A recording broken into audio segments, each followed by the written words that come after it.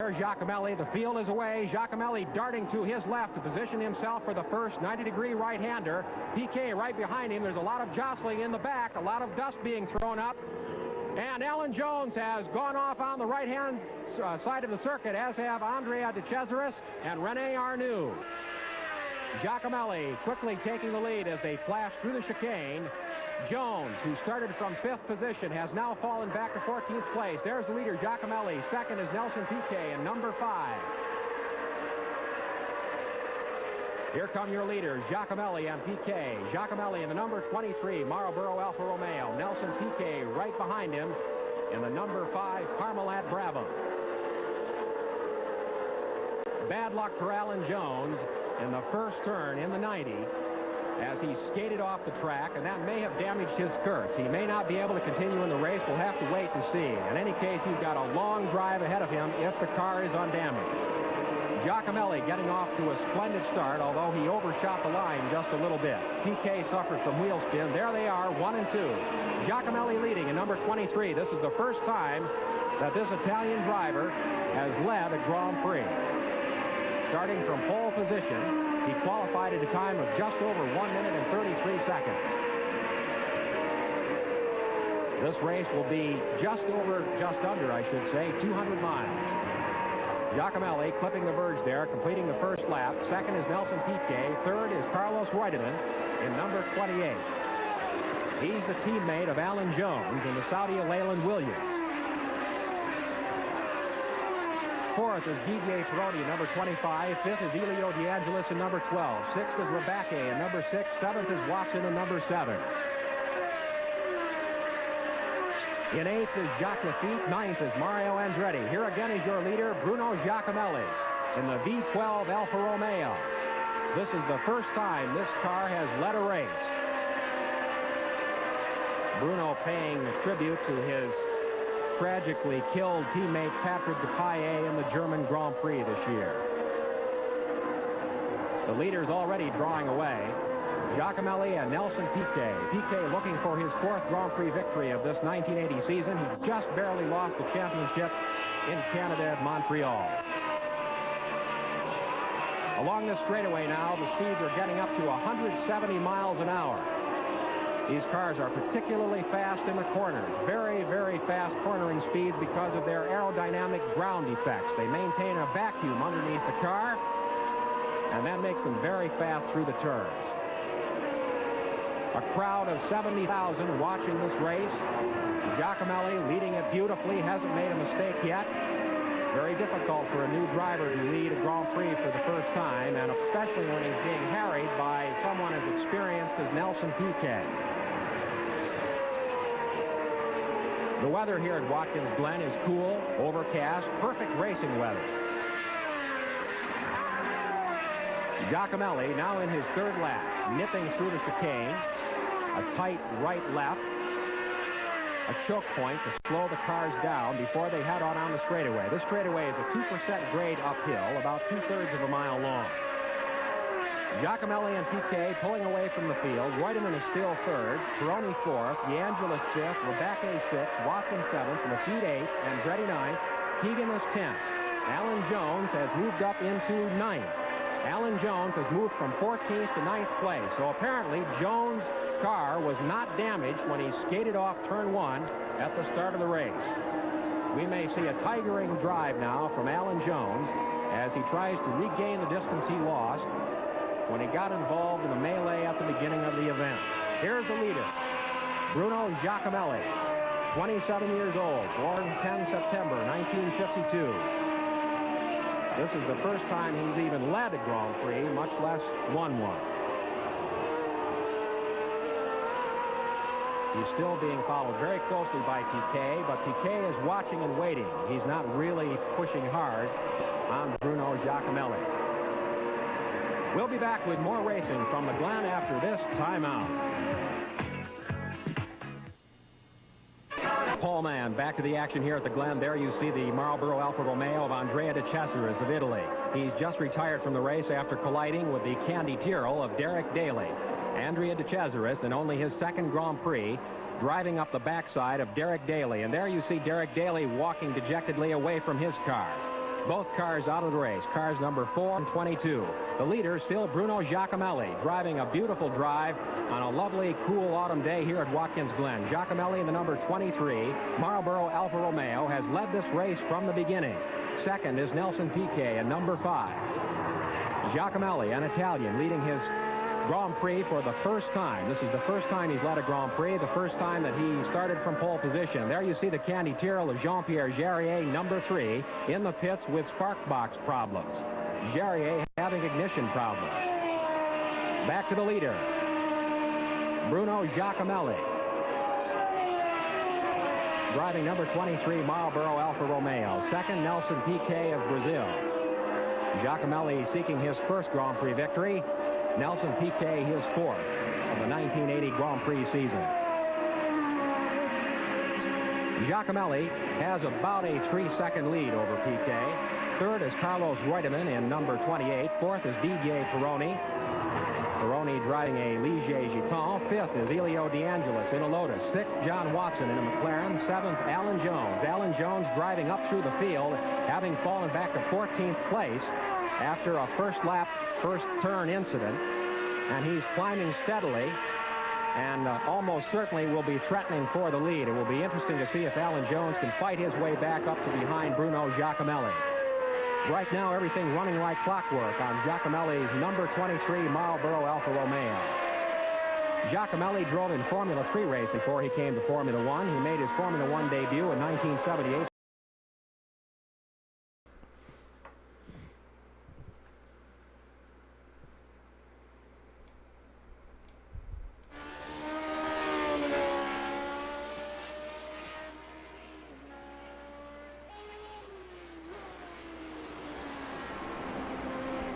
Good evening, folks, and welcome to the VRG VRL at Watkins Glen International. This is Jim Karamanis with the VRG. We just brought you moments from the 1980 Formula 1 Grand Prix at Watkins Glen, and you got to see the first time Giacomelli got on pole for a race and led some laps. Unfortunately, his car did suffer from electrical problems, and he finished way down the grid, but world champion Alan Jones and his Williams did take the Grand Prix victory. Tonight we won't be in Williams, but we will be in Lotus 79s. And I'm joined tonight by fellow VRG VRL member Matthew Barber. Matthew, how are you tonight? I am wonderful tonight. Thanks, Jim, for having me. Oh, thanks for being here as always. It's super exciting to see these cars at Watkins. I think this is the perfect track for them. Super fast-flowing track, proper speeds. This car is perfect for this historied race course.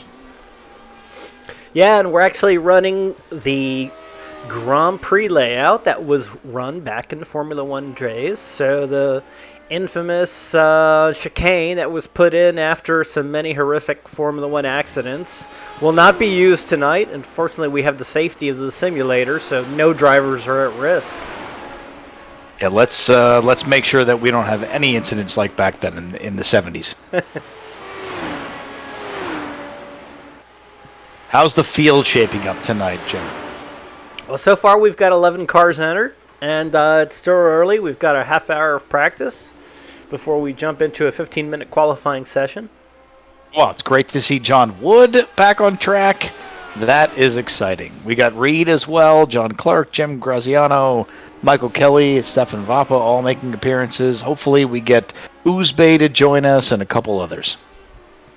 Yeah, first time in a while we've seen VRG Vice President John Wood on track. I know he's been busy this summer. He's been anxious to return to the VRL, and coming back to a familiar track doesn't hurt, does it, Matthew? It does not. I mean, if I were going to make a reappearance at any track, this would be the one I would attend. I mean, I don't know the car very well, but I know the track so very well, and this would be the track that I would want to make my debut in. So good to see John out. So it looks like we've got 12 drivers signed up so far, and the field is ever growing. I see last year's and the past 5 season champions. Stefan Vappa is already on the track. Let's see if we can pick up with Stefan. There he is. Stefan's had a rough start to this season. What do you think we're going to see from him tonight, Matthew? Well, I will tell you this. I actually phoned Stefan offline, and I wanted to check in with him because he has struggled just a little bit thus far, and I wanted to find out what was the lowdown on kind of where he was at and what his plans were. And as suspected last week, Stefan's been stretched pretty far thin. He's trying to get cars ready for the Pittsburgh Shenley Park race. He's not going to be at the PVGP, but he's trying to get cars ready for him and his dad. And as you suspected, Jim, he's in 3 race leagues in iRacing. And so I think he's going to try and trim back some of his efforts and try and focus a bit. So I think we're going to see Stefan improve pretty drastically here in short order. Yeah, when Stefan focuses on something, it's laser focus, and I wouldn't be surprised if we see him challenging Steve Ficacci.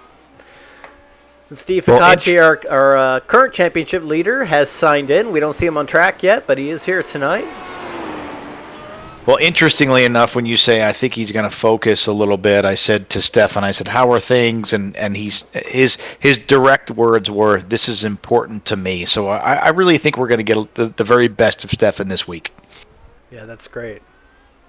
Speaking of best, Reed Shannonbrook was maybe the fastest guy on the track last weekend. He wasn't able to capitalize on a race win, but he was really quick. Yeah, he sure was, and it was, for me, because I'm not familiar with Reed, it was pretty surprising to see him that quick, and it'll be interesting to see what he does tonight. Yeah, Reed raced in the VRL in some previous seasons during the GT3 days and was always very fast. Always up towards the front, battling with Stefan Vappa and Darren Treacle. So it's good to see him back racing with the VRL. Looks like he's got some Ford Motorcraft livery, which makes him a friend of mine. That because of the Pinto?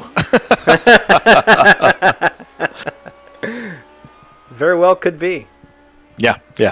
That would be my suspicion. So it looks like we're going to have a pretty nice field here. Everybody's kind of weighing in on practice already, but it looks like we're having a nice little field. It would be good to see a few more entries if we can encourage them to come out. So yeah, it looks like Ian Wisben is going to make his season debut. Good to see Ian back in the series. And I hope the other Ian joins us as well. Ian Ditson would be nice to have out here as well. Yeah, Ian Ditson is also desperately trying to get cars ready for PVGP, but he's getting cars ready for the earlier week at Pittsburgh International. He and his father are taking 2 cars, so I'm sure they have their hands full getting those cars prepped. Last I talked to his father, Bill, they are absolutely busy with prep work for Pittsburgh.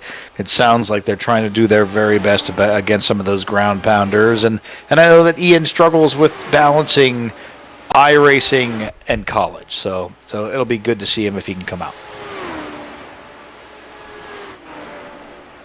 Yeah, it'll be great to see him on track tonight if he can make it, but at the same time, I totally understand it's a lot of work prepping cars for the real world.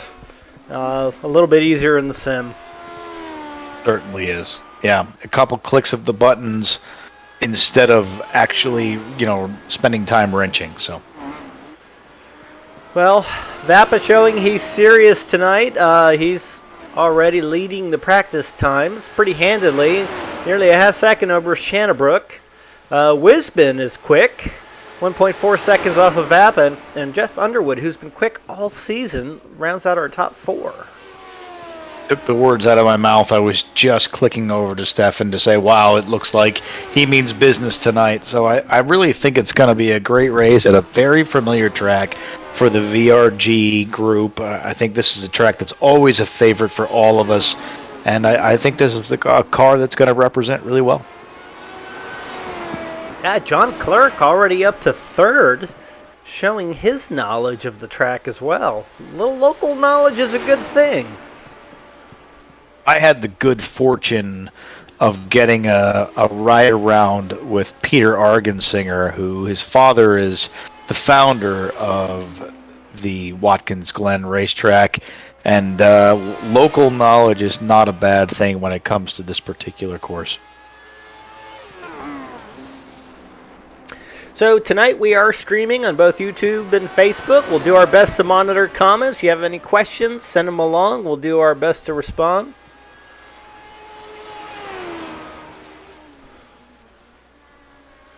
I wonder if the 4th of July, kind of a little bit of a long weekend, everybody got a respite from everyone's work schedule and family schedule. I wonder if everybody got a break, got a chance to relax, and I wonder if people are a little bit sharper this week. So I'm looking forward to seeing what people do.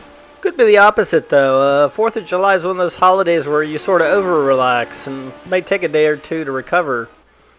Sort of a vacation from your vacation scenario. Fair enough.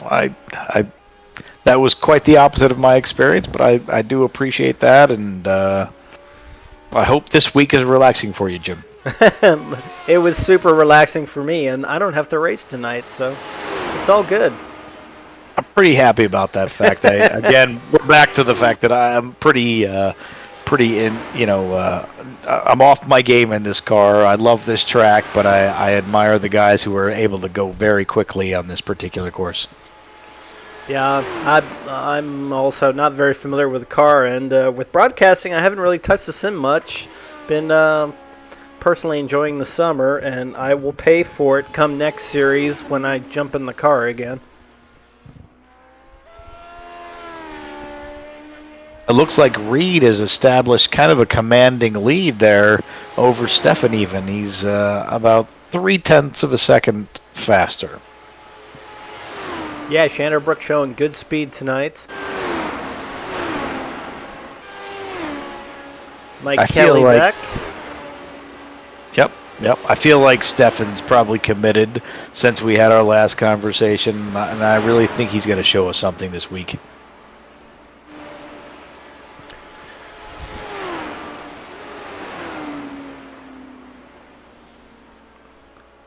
Still waiting on Steve Ficacci and John Wood to take... Oh, I see John Wood has taken a few laps.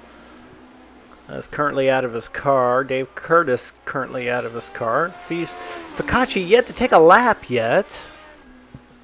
Looks like Wood has got a Terrell Ford vintage elf livery, which is lovely.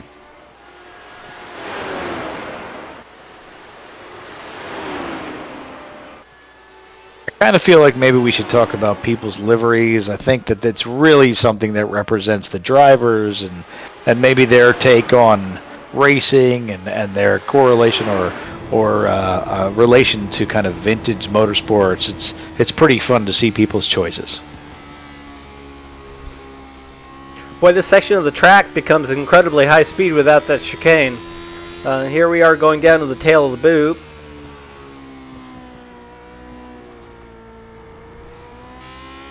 This is the part of the track NASCAR does not run. Tony Stewart, when he traded cars with Lewis Hamilton a few years back, had the opportunity to drive this section of the track in Lewis Hamilton's, at the time, McLaren Formula One car, and his reaction was, "Why don't we race here in NASCAR?"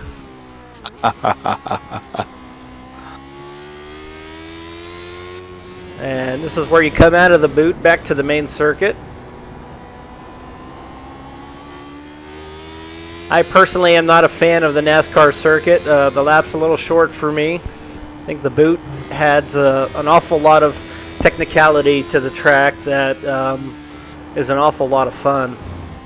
I think the boot is absolutely imperative to the success of the track. I mean, I love that you can come down that back straightaway, and there's a lot of time to be gained in that boot, and it really can make some headway. And the people who are pretty brave, they're rewarded in that section of the track.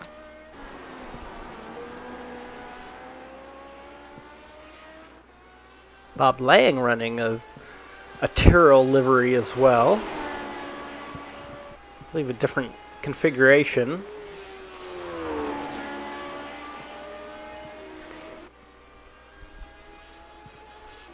And Jim Graziano, the IndyCar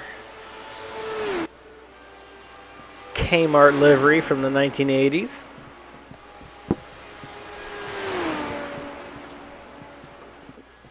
Oh, I see Kurt has joined us. Yeah, that makes 14 for the evening.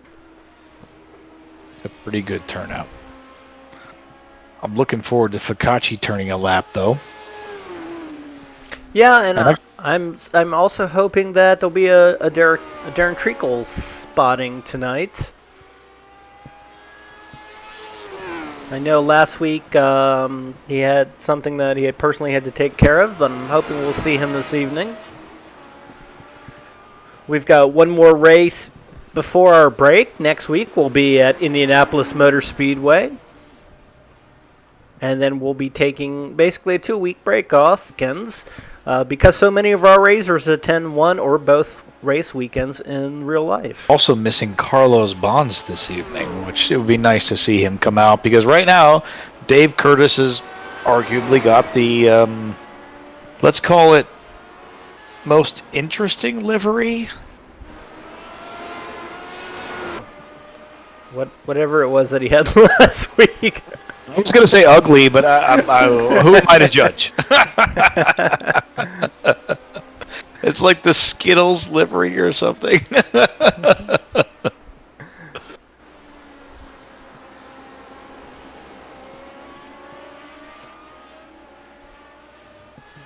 Oozbay, on the other hand, running a classic Team Lotus livery. Just beautiful.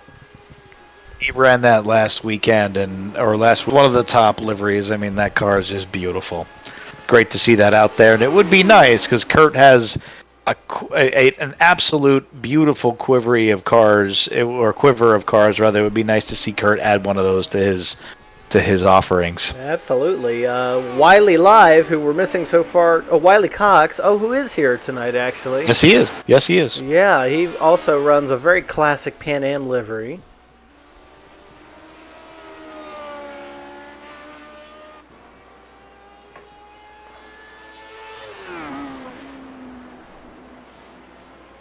Looks like Stefan just took the lead in practice at a 137.3.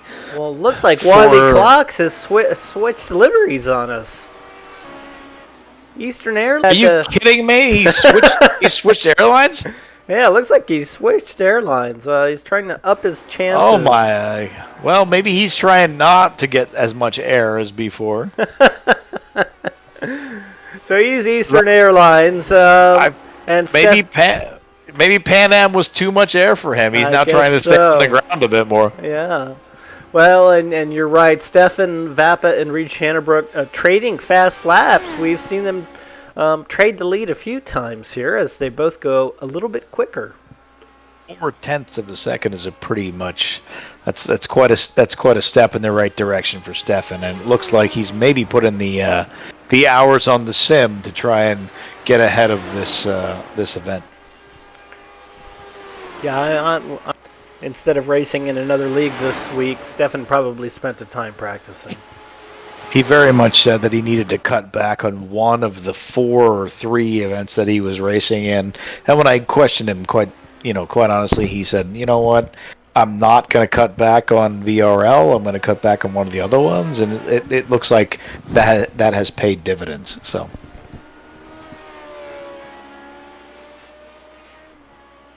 Well, still waiting for championship leader Focacci to take a lap. Looks like Bob Lang had an off.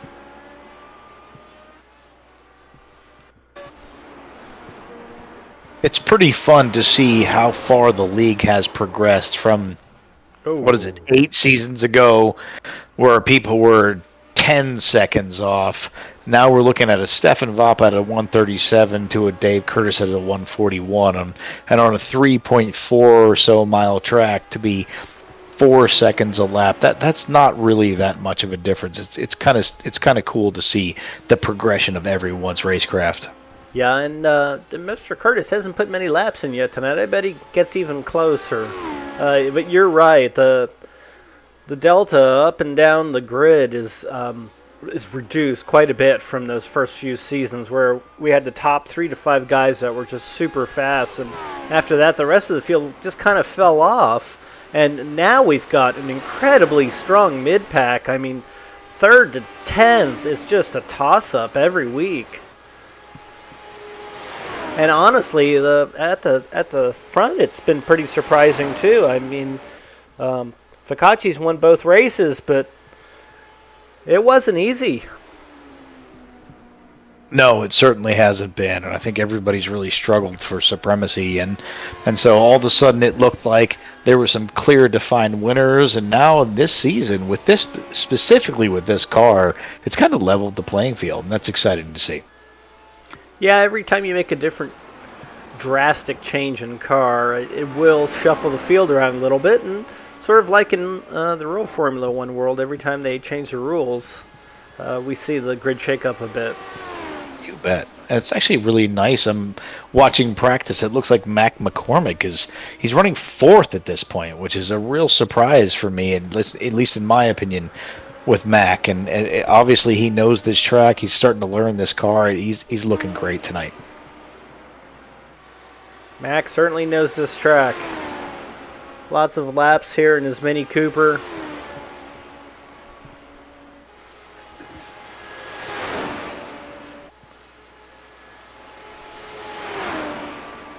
I don't know if Mac is going to PVGP. I know he had an engine failure at Thompson. Oh, that's unfortunate. Yeah, I'm not sure where he is in his repairs, but it could be he's had time to spend on the sim. He very well could be, yep. I know that Stefan is going to be there for Shenley Park. He's not going to be there for the GP, unfortunately, and that's just a matter of the cars they're racing. I think it's a Saab, correct? Yeah, he'll be. I believe he'll be racing a Saab Sonnet. Yep, his Sonnet is like purpose built for Shenley Park, and I know his dad is running a Lotus, so that'll be exciting to see. Mike Kelly jumping up to 3rd in the order.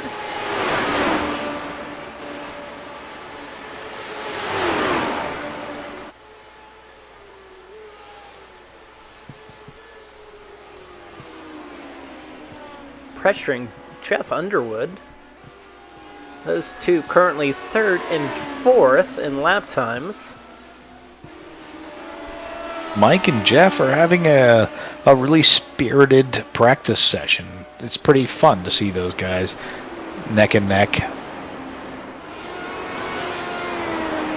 Well, it's smart because many times you don't know how the cars are going to handle in traffic, and running nose to tail like this gives you a little bit of experience before the race actually starts.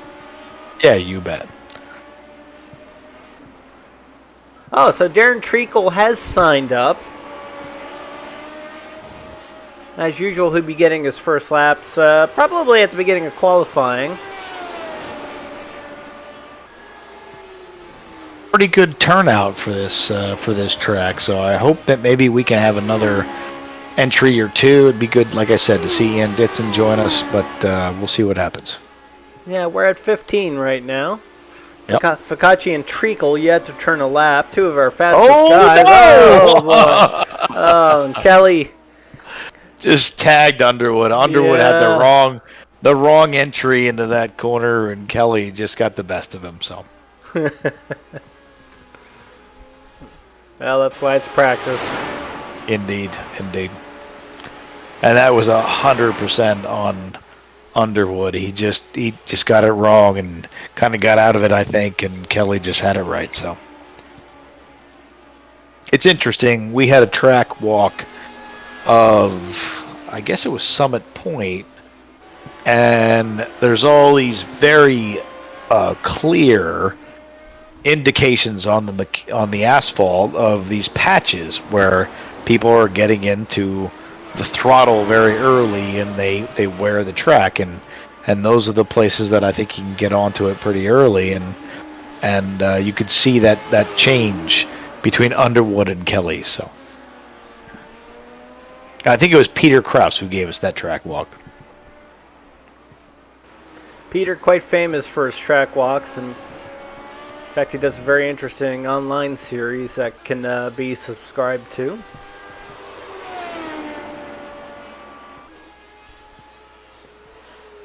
And if you're watching Reed right now, you can see his left tires were on that asphalt section, which is the place that you get on the throttle, so you can get a little extra time there. So.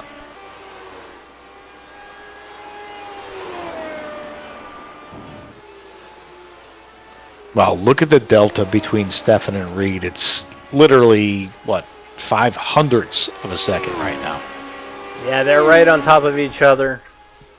And then you've got Michael Kelly, who is 0.4 of a second behind Jeff Underwood, who is 0.7 of a second behind.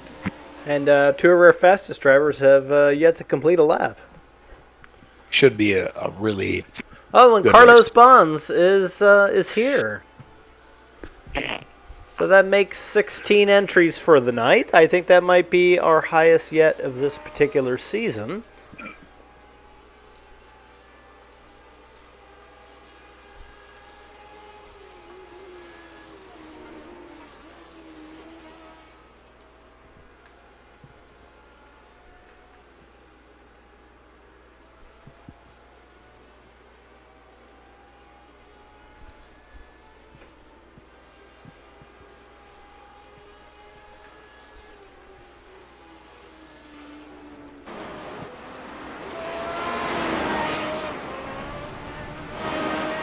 On board with Focacci now.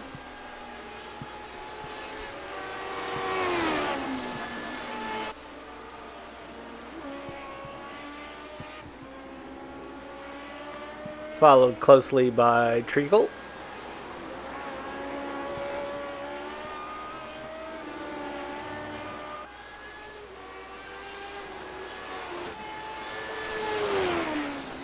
And it looks like Darren has the Treacle Insurance livery tonight.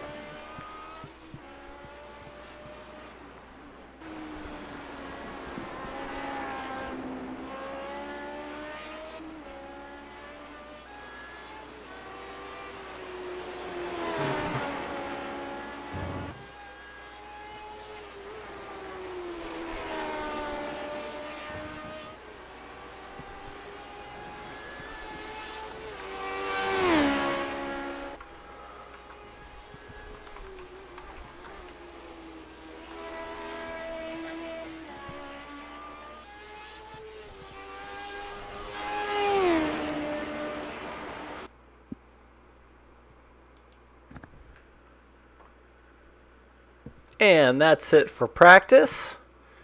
Now we will jump into a lone qualifying session. And it looks like 7 laps. Yeah, it's 7 laps or 15 minutes, whichever comes first.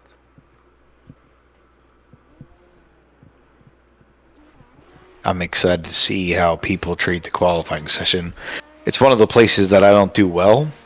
How do you see qualifying, Jim?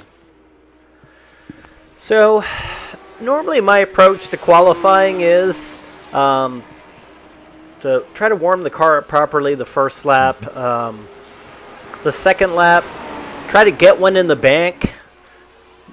Maybe not the quickest you can go, but maybe within 8 to 9 tenths. Yep. And then from 3rd to 7th, you just go for broke. Yeah, I see that. It's one of those places that, kind of as the rookie of the group, I always get a little bit nervous, and I'm too cautious in qualifying and never qualify well. And you see these guys, they come out, they put one lap in, warm up the tires, go for broke, and they always put this really wonderful time in. And I'm impressed by how, like, the leaders, they master the qualifying lap. Mike Kelly warming up his tires. And Stefan looks like he's putting in a really solid lap time.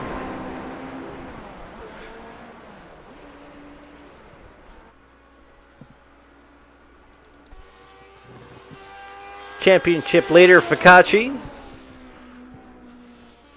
Oh, well, great to see Steve put a time in. Look at that.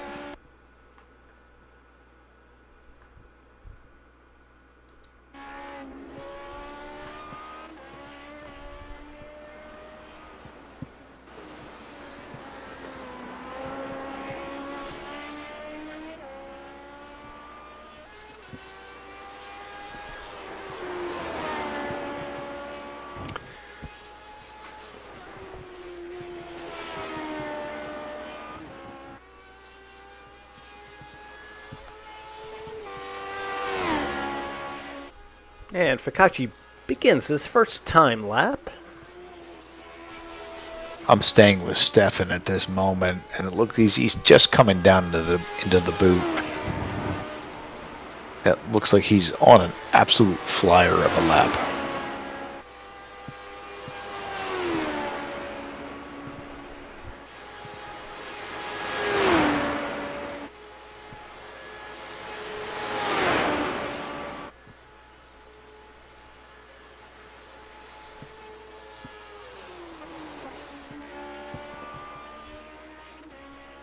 He's in turn 9 right now, and it looks like he's absolutely steaming ahead. I'm excited to see what his lap time looks like.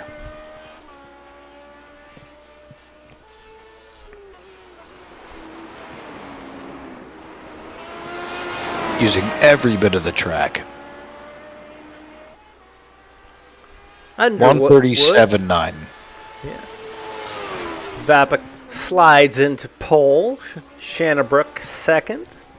Yep. Using every bit of the track. For the VRG, he would have run wide and we would have black flagged him, but in this league, he can go over that and use all the track that he has. So. Yeah, our rules are a little different than iRacing for turn 1. They're a little different than the pros, too. Yeah, that's right. We're trying to keep people a little bit safe. So, Fikachi completing his first time lap. Let's see where he settles in. He jumps up to third. Not bad, considering he had 0 laps in practice. I feel like Fikachi was sandbagging a little bit, though. We all know that he was out there practicing, and he's going to drop into this evening and run Watkins Glen with the authority that Fikachi can. So I'm looking forward to seeing what he does. Well, the word on the forum was he didn't have time to do a video, which tells me he may not have practiced. I guess we'll have to ask him after the fact. I'm not buying that, Jim. I'm not buying that. I think maybe he's tired of giving up all of his advantage to all the VRL guys, and he said, you know what, I'm going to own this race. So that's what I'm hoping for. So Treacle currently in 8th. I'm guessing that's his first lap in this car at this track. My assumption is he'll go a little faster every lap, as he usually does. Dave Curtis in the top 5. Jeff Underwood goes P2. Reed Shannabrook moves to the provisional pole. He does.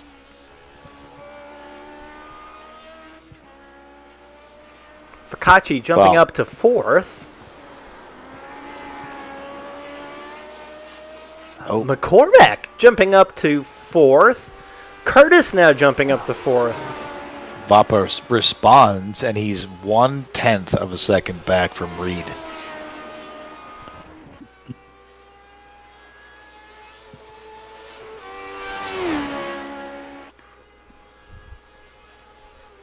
Treacle only goes up to 8th.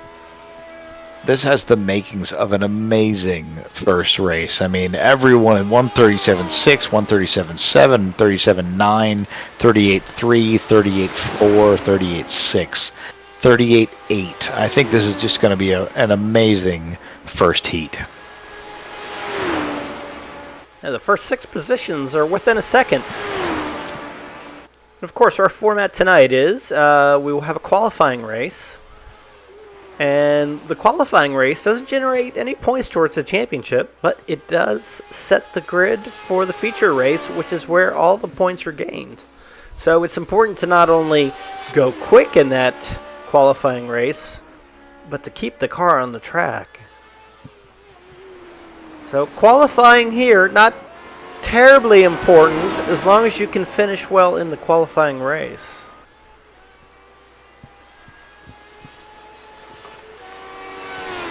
Shannabrook and Vapa still on the provisional front row. Underwood and Fikachi provisionally on row 2. We're halfway through time-wise.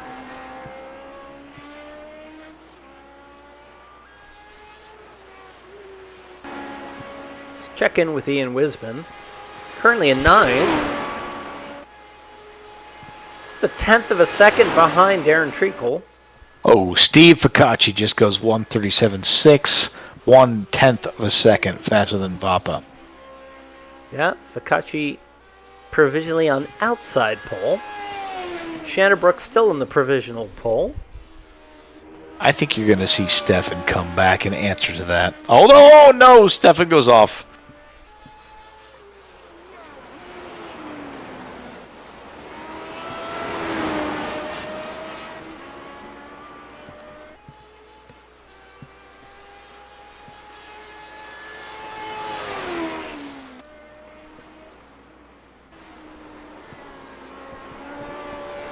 It's like Reed Shannerbrook looks very smooth tonight. He's got such a commanding lead at this point. He's been very much fast in practice, and he's taken the lead in qualifying. It looks like he's just smooth. He knows the track. He's just taking his time. He's being very consistent. I think Reed is a good candidate to win at least this first heat race. Yeah, and this last lap he just turned was within 100th of a second of his provisional pole. Consistency like that equals race wins. 100%, yeah. And I think Ficacci's going to have to come back from he hadn't put the time in. He's very close in his qualifying. He's what, a 100th or a 10th of a second off. So I think Steve's got it in him, but Reed is absolutely showing consistency. He's showing race-winning pace.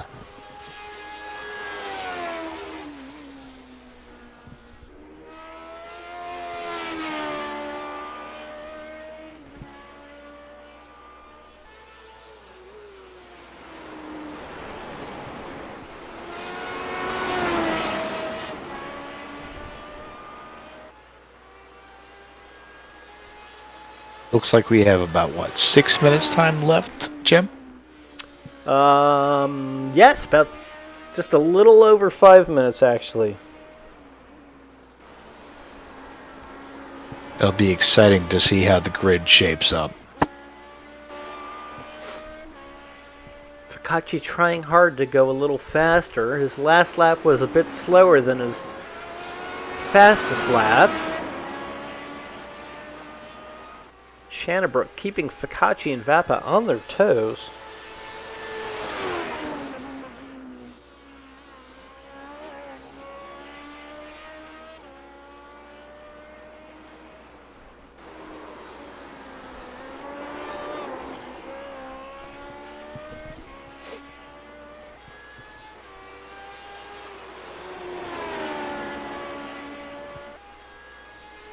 Looks like Stefan is pushing quite a bit. He's encroaching on Ficacci's lap times. He's only a 10th of a second back. And Ficacci not able to go any faster.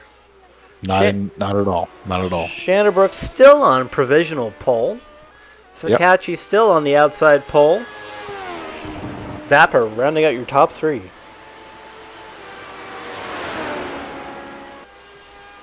Dave Curtis and Jeff Underwood are within hundredths of a second apart, so it'll be interesting to see how that develops.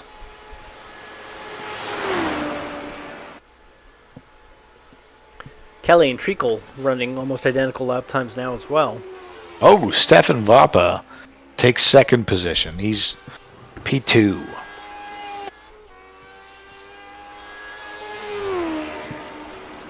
Vapa jumps ahead of Ficacci now on the outside pole. What is he? 4/1000th of a second ahead of Ficacci. Is that what that is? That's right. What? I mean, like, that's bananas. 4/1000ths of a second. Come on. I mean, come on. These guys are just putting in beautiful performances. That's amazing.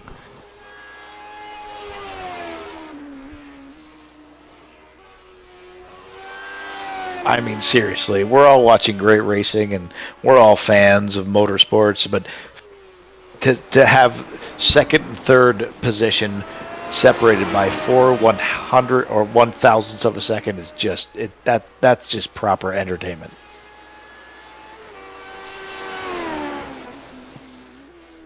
Well, and Ficacci just 5/1000ths of a second behind both of them. It's pretty unbelievable. That's right. That's right. And amazing, right? Curtis to Underwood are 0.03 of a second apart. I mean, this is proper motorsports.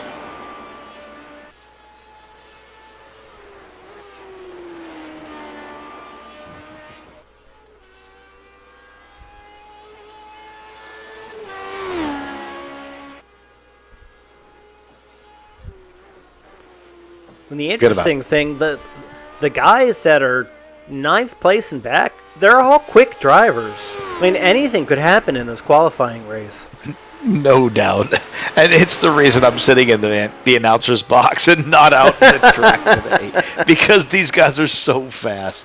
I mean, when John Wood, who he and I have a great competition, when he's the guy who's a 139.5, like every one of these guys is properly quick, and it's just so wonderful to see these guys compete in this way. I mean, it's such a good event. Carlos Bonds jumps up to 13th.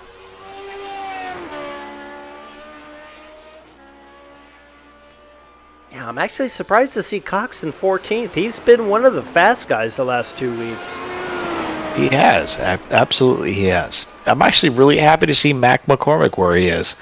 Mac has run kind of off and on from time to time, but he's really running a solid rate, qualifying this evening.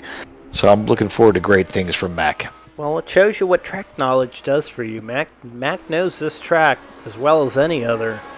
He does indeed. Yeah. We're just about to wrap up qualifying here. About 40 seconds it looks like. So hopefully Vapa can hold off. Reed seems like he has a bit of a commanding lead. Looks like Focacci's going to stay in 3rd with Dave Curtis in 4th, rounding out 2nd row.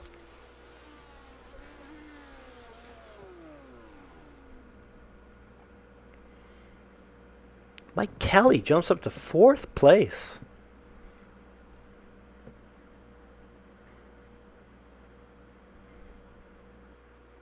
Got his fast lap in on the very last lap.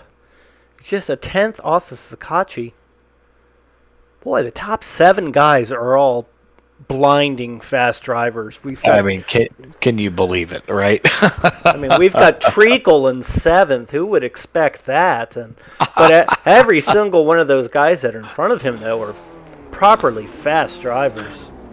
Let's give some perspective. I mean, I don't know what you run your Pinto in, but I would love to hear a lap times just for perspective. You know, I honestly don't remember. Yeah, you do. Come on. I run a Formula Ford, and I think my fastest time is a 2:16. So these guys are properly quick. So yeah, I want to say we're somewhere between a 2:20 and a 2:30. I honestly can't remember. Yes, you do, Jim. You're just holding out on me. I really don't. But these guys are putting in really beautiful lap times, so it's really fun to see them so competitive. This, of course, is a standing start.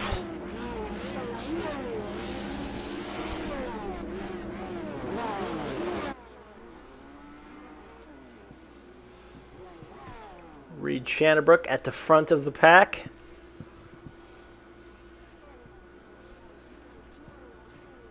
Looks like we've got all the drivers on the grid. The first 6 positions are within a half a second of one another. I think that's going to make for great racing. Green, green, green. Oh, wow, we are 3 wide for the lead going into 1. And Vapa makes just an incredible stop. Oh, he's off the track, though, but he's back on and he maintains the lead. What an amazing start. Vapa just chucks it in there. What a shot great from a start. cannon, but Shannabrook coming back. And it looks like Focacci's getting the draft on Vapa. He's going to go between them. Oh, come on.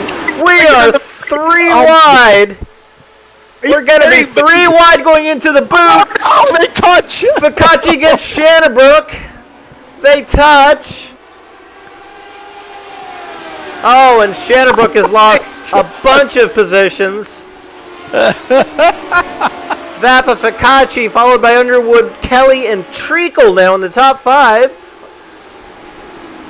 Our big winner right now is Wiley Cox, who's up 3 positions to 11th. The big winner is Vapa. I mean, he came through that unscathed, went into that turn like no question. Everybody touched. Wow. And he's going into 9 in just a short order.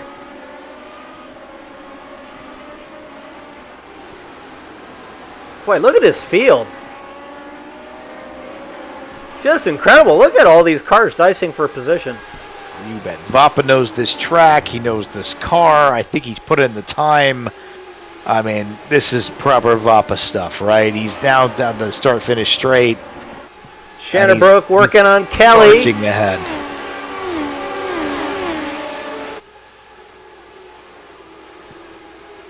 Through turn 1 beautifully.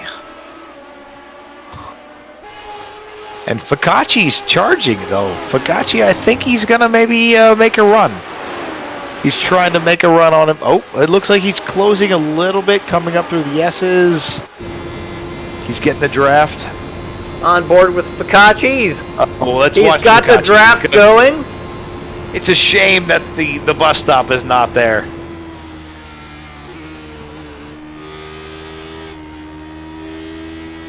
Yeah, but the speed through these corners is just incredible without the bus stop. You're not kidding, but the bus stop is the thing that makes, you know, men among men, women among women. But that's just such a great part of the track.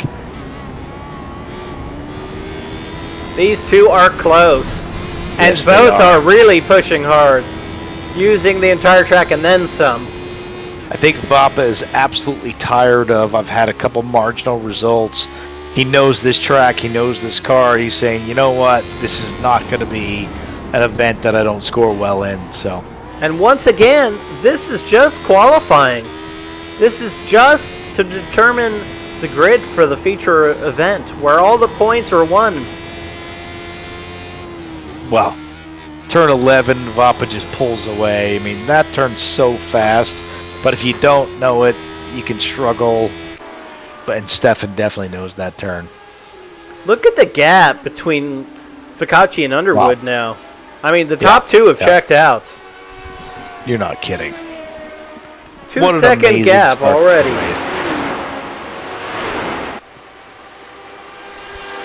Looks like Darren Treacle and Reed Shannonbrook have both retrieved to the pits. Mike Kelly is also in pit lane. That means we're going to have 3 very fast drivers at the back of the pack for the feature race. That also takes them out of contention, Matthew. It does. It does indeed. Wisman moved up to 4th place. That's 6 places from where he started. Cox is up to 6th place. That's 8 places above where he started. Uzbek up 7 places. Can't believe how close the Vapa Ficacci race is right now.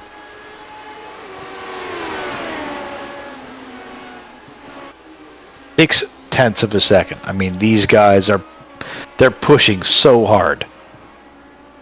And like you said, Jim, it's a qualifying session, right? These guys are going for it. Underwood hanging around, though, in 3rd, and that seems to be the theme for him. He's there. He's ready to pounce when they make a mistake. I wouldn't be surprised to see Jeff get a race win this season. I mean, he's always in the top 3. No doubt. But it looks like the next race is the Wisbon-Clark race, right?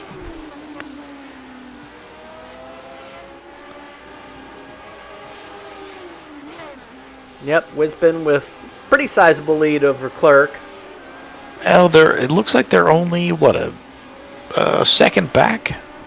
Yeah, about a second. Yeah. Graziano Lang are pretty close. Looks like Carlos Bonds is attempting to make a move on Uzbek. Yeah, no doubt. This is the battle for 9th.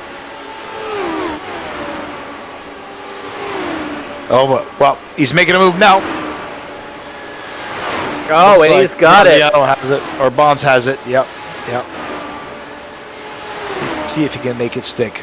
Looks like Kurt's not giving up on it. Oh my gosh, Kurt goes on the outside. That's a brave move. You know what? He had it though. I think Carlos gave up on it. That was smart driving by Kurt. We'll see if he can make it stick in the toe. Lang and Graziano are fighting. Graziano trying to go the long way around.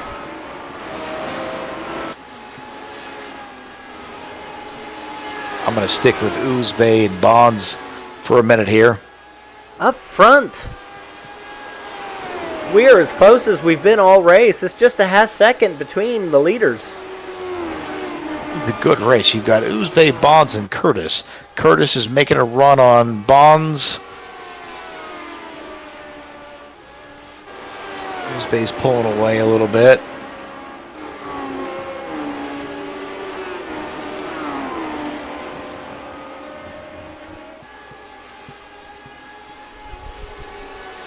Curtis will be poised to get a good draft going down the main straight. They go through turn 1. Curtis within a second, he's got the draft. Oh, and it looks like Bonds is having some quality issues with his connection.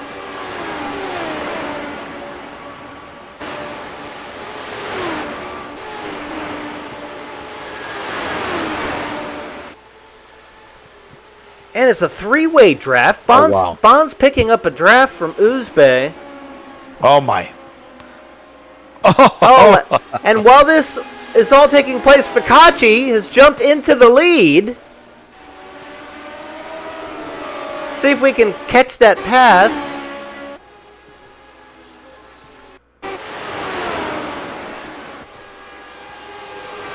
And coming in, oh yes, he gets the same spot. He gets the draft on that big straight. Oh, wow. And these and two Bonds drivers are Curtis. both. Vapa very smartly just lets him go. Not worth it. Bonds is running Uzbey down.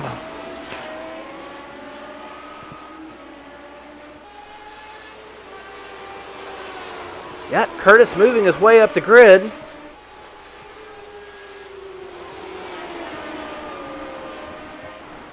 Looks like Vapa's trying to make the pass back on Ficacci now. Now, Vapa has the draft on Ficacci. Oh, the race at front is absolutely wonderful.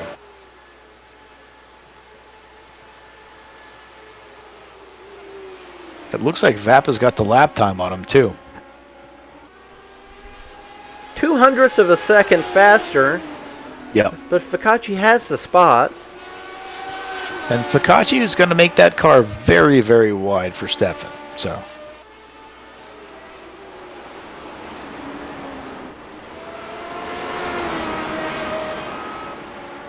Ficacci and Vapa have the fastest laps of the race. They're the only two cars from the 37s.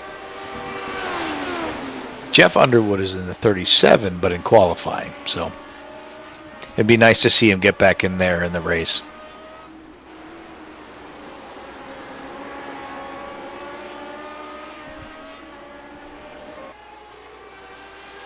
I think Stefan's experience with this track, both in real life and on the sim, I think it's going to pay dividends. I think he's going to be able to reel Ficacci back in, and I think we're going to have a very close race at the end of this heat. You can see him reeling him in right now with the draft. Oh, Ficacci goes wide. John Wood trying to work on Darren Treacle. Wood coming back from a early race crash. Treacle also had an early incident. It looks like Vapa has the draft. He's got to go wide. I don't think he's going to have it, though. I don't think he's got the position. It's going to be close. I don't think he's got it, though. Both of these drivers on the inside. He's going to have to give it up. Yes. Yep. Oh! Well, he goes the long way around, and Ficacci is able to maintain the position. It looked like Stefan was a little bit impatient right there. I think he could have waited a little bit more, positioned himself for an overtake. It looks like Stefan's getting just a smidgen impatient. course, even though we're on race 3 here, you know, Matthew, there's 2 drops this season. So even if you've had a couple bad races, you still got it all to play for in the championship. Absolutely, but we're dealing with a bunch of guys who love to race, who take it very seriously. My conversation with Stefan was, quote unquote, this is important to me, this is significant. So I think that these guys are taking it really seriously. No one's going to be willing to throw away a race.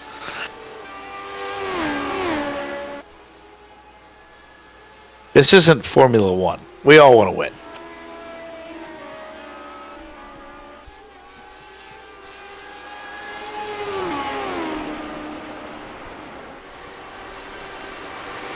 So Reed Shannerbrook has retired the car.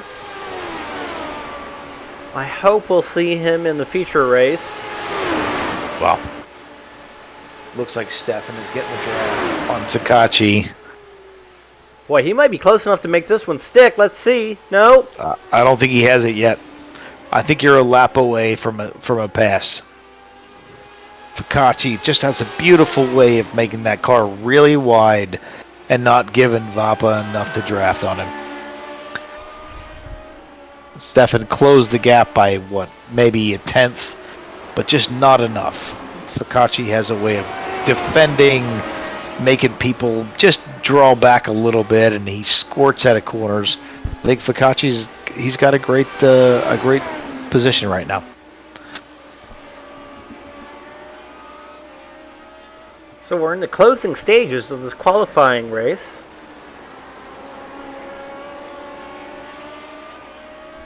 And we'll be getting set for a 30-minute feature race. It looks like the battle's going to be at the front between these two, and then a whole host of fast guys coming from the back.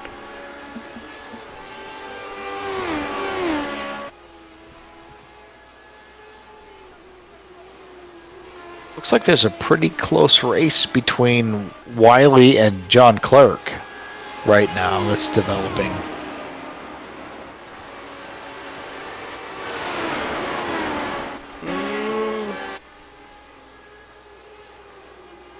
Looks like it's Curtis and Graziano that are close together. I see. All right.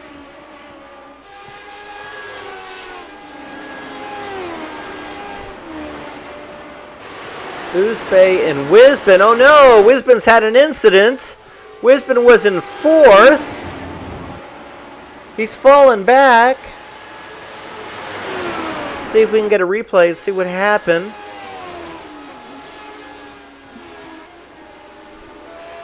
Ian, who of course has spent a significant amount of time in the booth here. Oh no, he just loses it. Going into the booth, that's a shame. He was having a great run.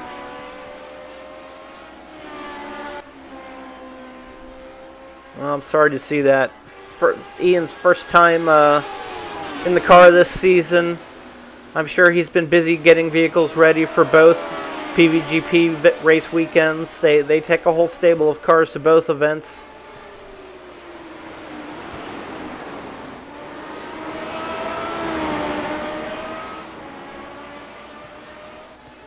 Wisbin working on Oozbay. And I believe we're seeing white flag. Yep. I'm seeing Oozbay in 8th, I think. Wisbin's trying to make a move on the outside, right? Yeah, I think Wisbin's got him. Wisbin's he just doesn't have gone it. by, yeah.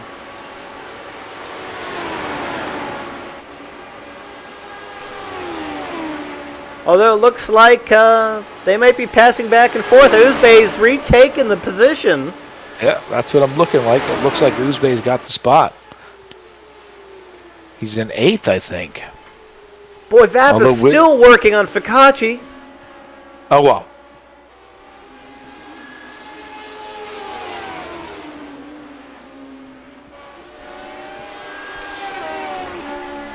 It looks like Oozbay's absolutely fighting for that position. I don't think Wisman's got it, unless he can take what would have been the former boot, but he's trying to go on the outside. I don't think he's got it. Oozbay's going to stay in it. Nope. Trying to I go the think he's long way gonna- around. It's not going to work. Uzbek Nope. maintains the position. Beautiful driving by Uzbek. Fakachi, 2 corners to go. Looks like Fakachi is going to maintain pole position for the feature race. Vapa is so close, though. But I think you're right. It looks like Fakachi's got it. That was a fun race at the front. Underwood secures 3rd. What an amazing race. John Clark comes across in 4th. Good run for John. Wiley Cox looks like he's going to grab 5th place.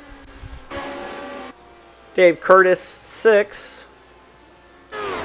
Jim Graziano takes 7th. And let's see what happens with Uzbek and Wisbin. And to the line, Uzbek has the position. That puts Wisbin in 9th.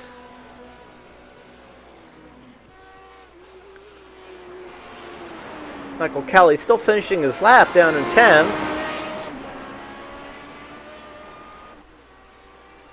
Carlos Bonds 8 seconds behind him, will be in 11th. Treacle 12th.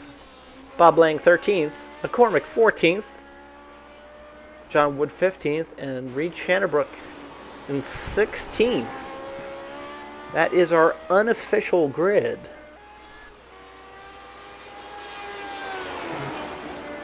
What a great qualifying session, right?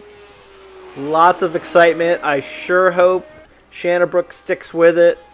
We definitely want to see him charge from the back.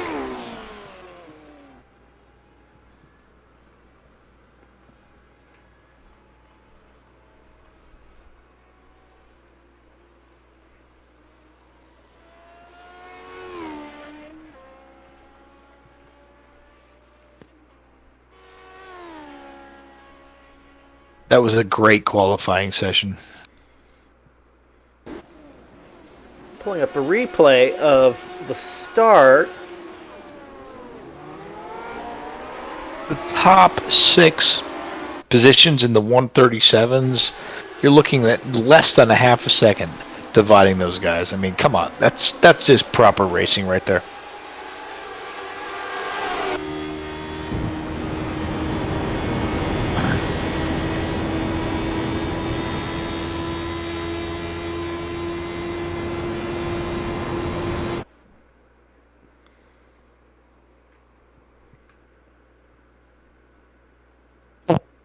And now we're gridding. Yeah.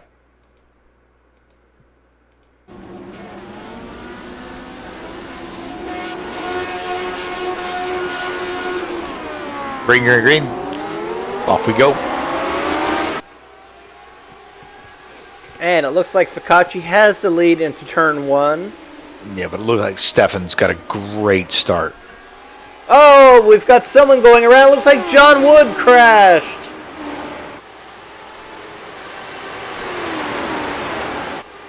Oh, looks like Fakachi's got a good jump now. Yeah, but it looks like Stefan is right in the hunt. It looks like he's making the draft right now. He's going on the inside of Fakachi. I'm not sure he can make it stick, but let's see what happens. I think he's got it. I think he's got it. Yes, he does. It looks like Underwood is trying so hard to keep up. The top 3, wow, look at the top 3. Underwood is closing, and Stefan seems to squirt away. What a great first lap. But Fakachi's not going to let him get away easy. Underwood is absolutely closing.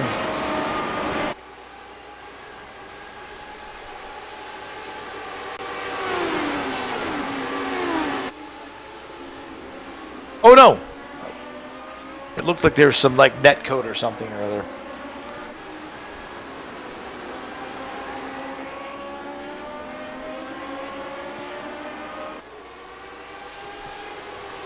So Shanabrook has already gone from 16th to 9th, and we haven't even completed a lap.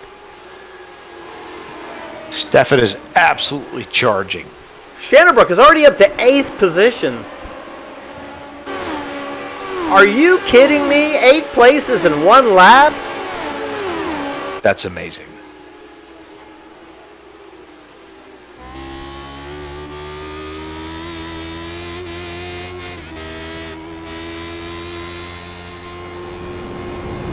Shannonbrook is absolutely flying. The race at the front is unbelievable. Focacci's going the outside of Stefan. Looks like Focacci's got it going into turn 5. Yeah, Focacci's got the inside line. I think he's got it. He's got it. And, you know, the way that draft is working on that straight, I think we may see several lead changes this race. You're not kidding. It doesn't look like Stefan's giving it up going to the toe of the boot.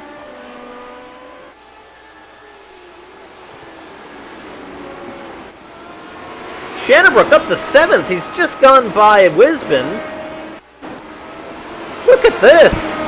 What a charge. Shannonbrook working on Clerk now.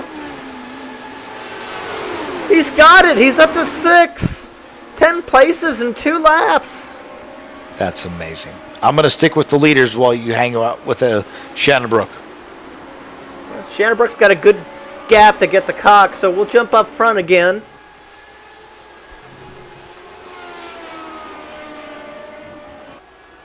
Focacci doing everything he can to try to build up a gap. You've got to be at least a second ahead before that straight, or that draft is just murder. The draft is murder. Going up the S's. You know, I think Focacci got just enough this time. He's probably going to be able to hold Vapa off. I think he does, actually. I think he does. Yeah. I think if the bus stop were in play, I think there's an opportunity, but I think Focacci's got it. It looks like Vapa's closing, but I don't think he's got enough. I think Focacci's still got it. I think he's got it. Look at that. He throws it in there. You know, these two really trust each other, and it's making for some very entertaining racing. You know, I think one of us has to stay with kind of the back markers and the rest of the field. But if you want to stay with Stefan and Focacci, stay with them, and I'll scream out the rest of the field. Well, I'm watching Shannonbrook now, and Shannonbrook is reeling Coxon. It looks like Wisbon's working on John Clerk.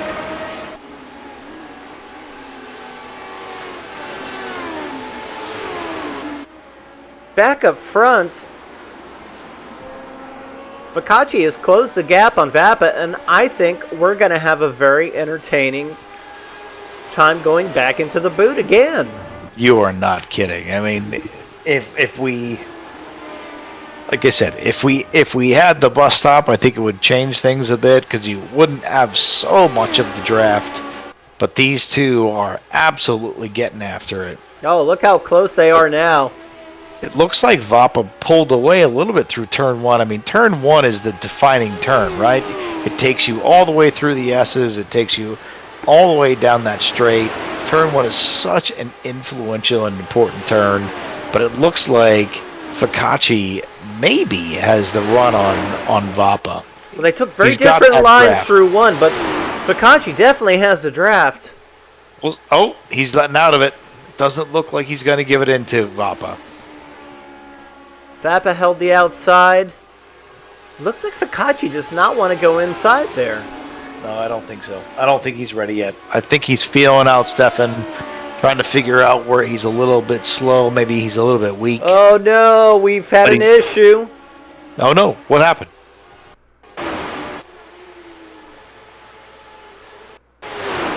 It's Ian Wisbon. He's fighting here with John Clerk. Let's see what happened.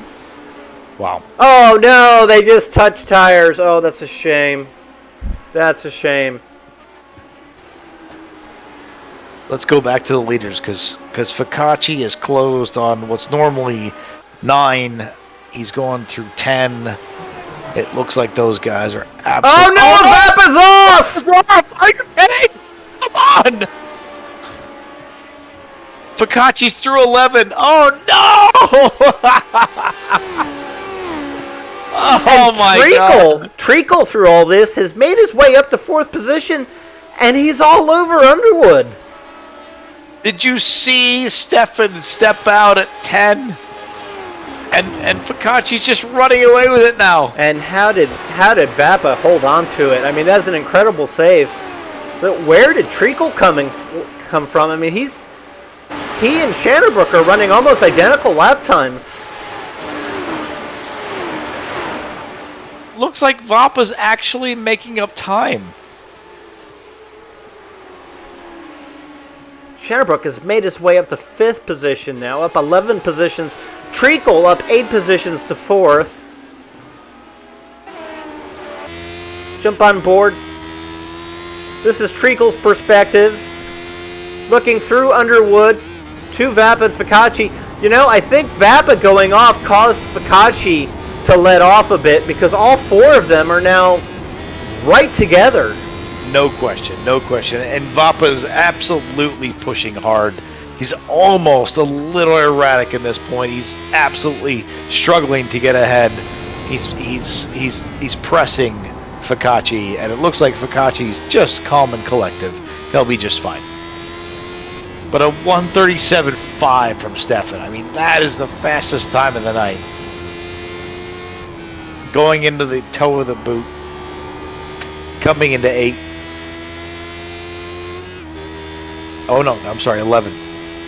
Yeah, well, Focacci's got a 1:37.4 for the fastest lap time of the night now. Wow. That is fast. Treacle goes 1:37.7, Underwood 1:37.8, Vappa crosses the line at a 37.7, Focacci crosses at a 37.8, Shannerbrook at a 37.9. These guys are all right on top of each other. I mean, the top 5 are almost running identical lap times. Yeah, you're not kidding. Treacle doing everything he can to get by Underwood.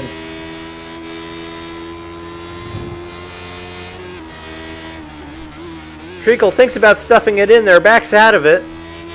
I wonder if Darren has a windshield tear off. He does. I'm surprised. Treacle's not really an open wheel guy. He does like to use the flashers in the GT cars, so.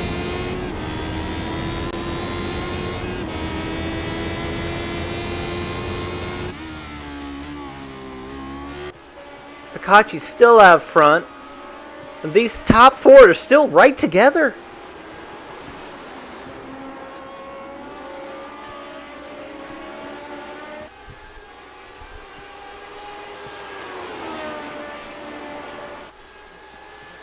They're making this car look easy tonight. I mean, we all know that this car is a handful.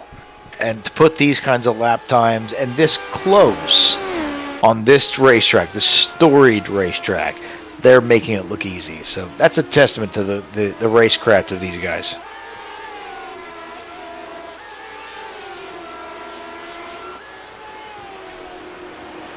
Underwood doing a good job fending Treacle off.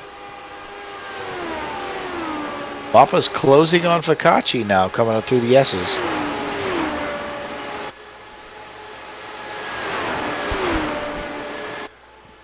He is, and Treacle getting a run on Underwood.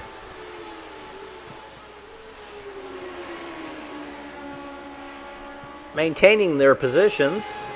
Oh well. Coming out into the laces, Stefan's making him own it. This is great racecraft here. He's coming to the toe of the boot.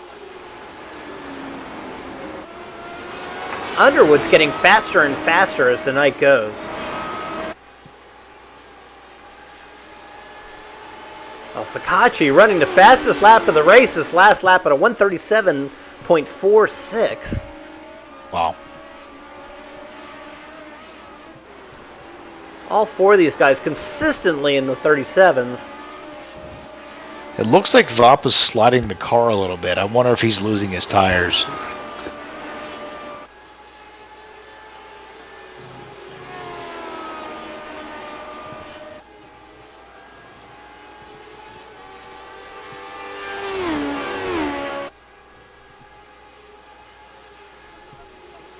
Underwood now 2 seconds back from Vappa. Oh, Vappa takes a different line. Oh! Yeah, Underwood taking a very wide line.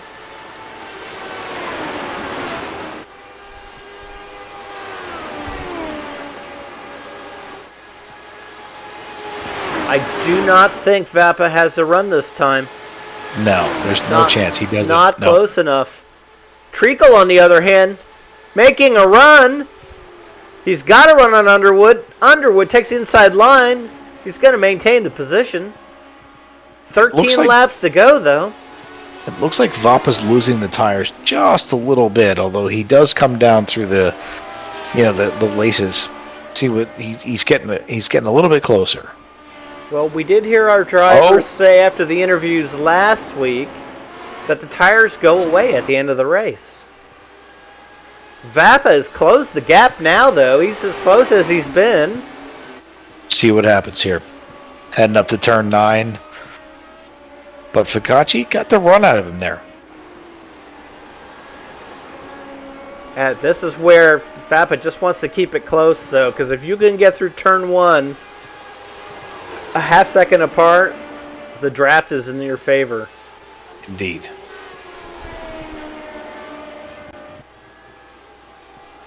It looks like Focacci still got the run on. Yeah, you know, and it also looks to me like if Treacle could get around Underwood, he'd have a shot at the top 2. But Underwood doing a really good job of keeping his car wide. Yeah, no doubt. It looks like Focacci through turn 1 has just got the edge on Vapa just a little bit. Seems a little bit smoother, and he seems like he's got the momentum just a tad. Yeah, and they've built a gap between 3rd and 4th now. It's more than 2.5 seconds. Vapa's coming outside, trying to see if he's going to get on the inside of Focacci, but he needs to stay in the draft. It looked like Steve's just got him through 5, going down into the boot. Yeah, it looks like Shannonbrook's a bit lonely right now in 5th. He's turning similar lap times to the guys in front of him, so he's not able to catch them. He's got to hope for a mistake to be in this thing, but the fact that he's moved up 11 positions is pretty incredible. I mean, he's clearly got the driver of the day, right? He's moved up 11 positions. Yeah, so. It's unbelievable. And I want to say he got 10 of those positions in the first 2 laps, Matthew. Right? I think you're right. Let's go back up to the front with Steve and Stefan. They are, what, a tenth of away from each other. Stefan's absolutely making Steve earn it. But I think he might be overdriving just a little bit. And Treacle just as close to Underwood as well. 2 great battles happening.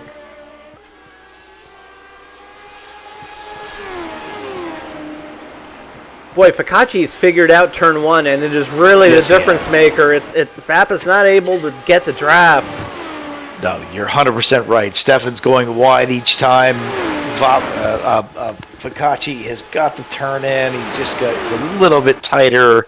He's getting the run out of turn 1, and it's something that Stefan just can't counter. Treacle's making the move, but he's got to go around the long way. And once again, Underwood is able to maintain the position.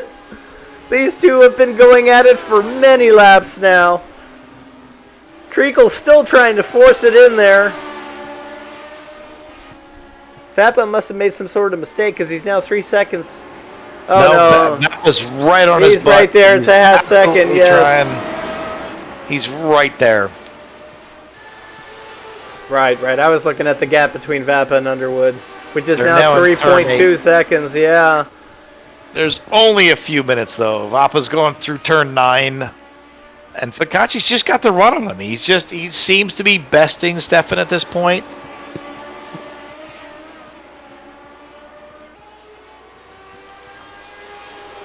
Treacle's right on top of Underwood once again.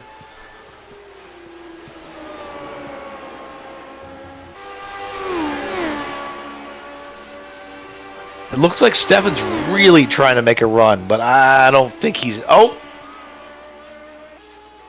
He may have the run on Focacci. Yeah, it looked like Stefan did a better job of getting through turn 1 than Steve did. You're not kidding. Stefan got on the throttle a little bit earlier. Steve, it seemed like he was sliding the back end just a bit, but we'll see if that translates into accelerated lap time. He's got the draft now, that's for sure. Is he able to make it work? I don't think he has it just yet. He's going to go out. No, he needs to stay in the draft. Nope, he doesn't have it yet. Doesn't have it. But he's closer. Treacle going for it again. Treacle's on the inside this time. Underwood again fends him off. Oh wow. My God. Steph is pushing Ficacci so hard. They're going to the toe of the boot. Ficacci goes wide.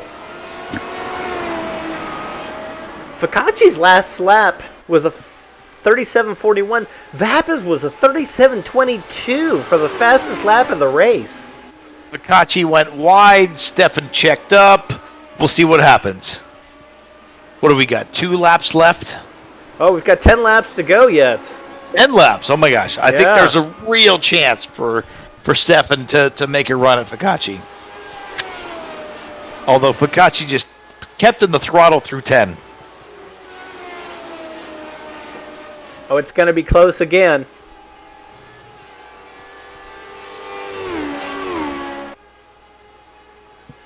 Ficacci has done such a good job of defending. Oh, he goes wide. Looks like Stefan got on the throttle a little bit earlier.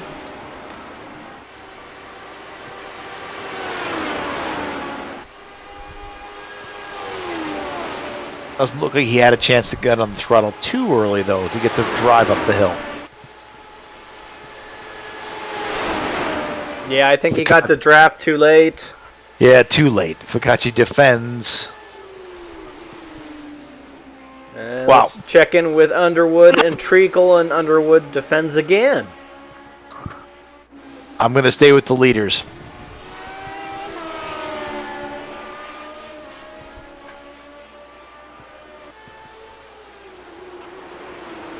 Boy, 2 incredible battles. Wow.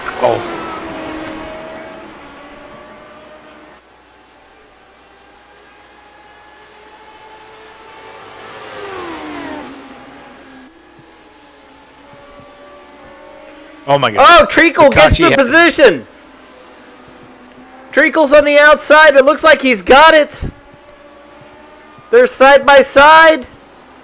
Treacle's done the job.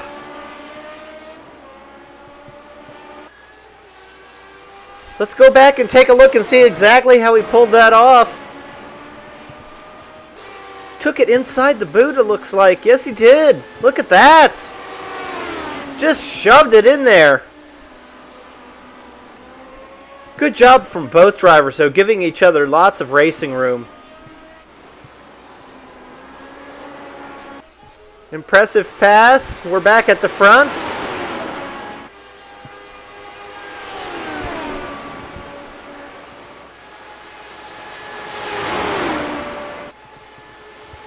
Oh, Vappa's got a good run this time. He's not going to get it just yet. No, I don't think he has it. Oh, it's close. It's very close. He's on the wrong side of the track, so Ficacci is doing an amazing job of defending. I think Vappa needs 3 more laps, and he's got it. 8 laps to go. There's plenty of time, Matthew. Yeah. Oh, no! Ficacci goes wide! Oh, I can't. What was Stefan doing? He had it.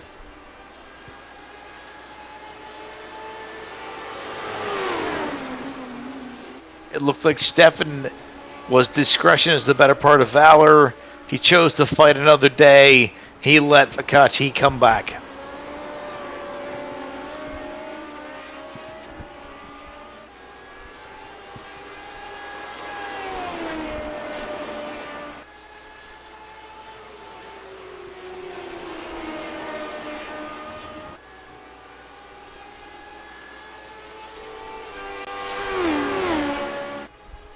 See what Stefan does. It feels like he's setting him up just a little bit. It feels like Ficacci's car is getting a little bit loose. Looked like Vappa once again got a better run through 1. No question. No question. And he's been consistently faster in the boot. So we'll see what Stefan does this lap. I don't think he has the best of him going into turn 5, which is traditionally 5 from the bus stop, but we'll see what happens. There's a repeat. But I think going into the toe of the boot, I think he's got him.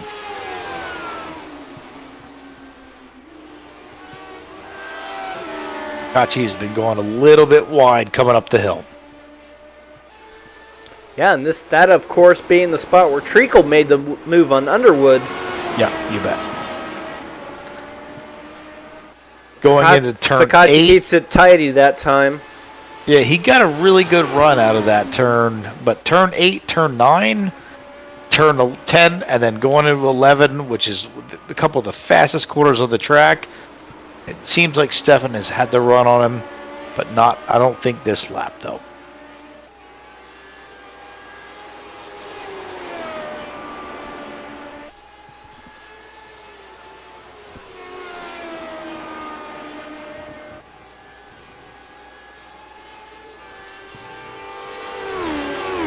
Wow. What a measured match between these two. I mean, you're literally half a second a lap. A tenth difference. You know, jumping back here, it looks like Underwood is holding on to Treacle. Treacle not able to break free. Underwood still trying to get that position back. Battle for 9th right now. Looks like Carlos Bonds is working on Bob Lang.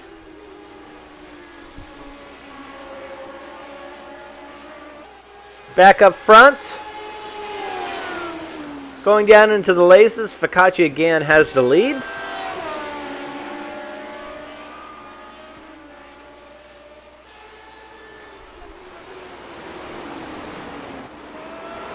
Fakachi again keeping it tidy.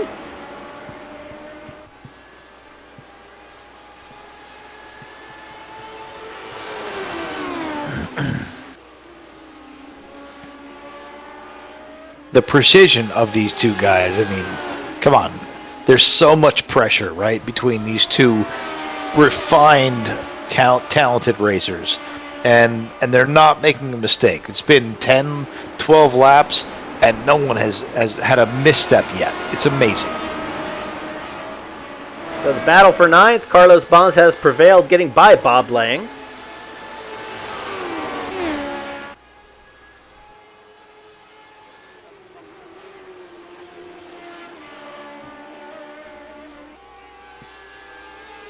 Five laps to go. Fakachi and Vapa right where they've been the last, 12, 13 laps. At least.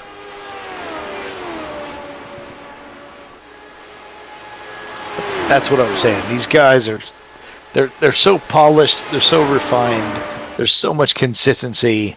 It's amazing to watch these guys under pressure not have a misstep. Oh, it looks like Dave Curtis just took 10th position from Bob Lang. Let's see if we can grab a replay of that. Something must have happened to Lang. Oh yeah, Lang just went around. Looks like Mac McCormack has had an issue. Let's see if we can catch up with Mac. Mac, who was just having a great night. Oh no, he just went around coming out of the boot. Oh, that's a shame.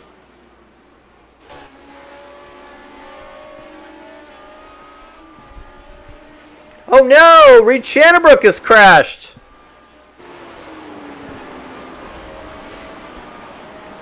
Let's see what happened to Reed. You know, that's not a crash. It looks like the car blew up on him again. This is 2 weeks in a row. That's the second week in a row. I wonder what he's doing that's making the car just blow up like that. Oh, what a shame. What a shame. Last week, we thought he was going to win the race, and the car blew up.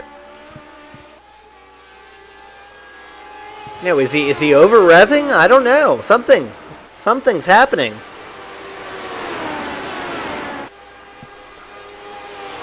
Four laps to go. Fakachi and Vapa don't seem to be having any issues with their cars. They're still putting in incredibly fast lap times.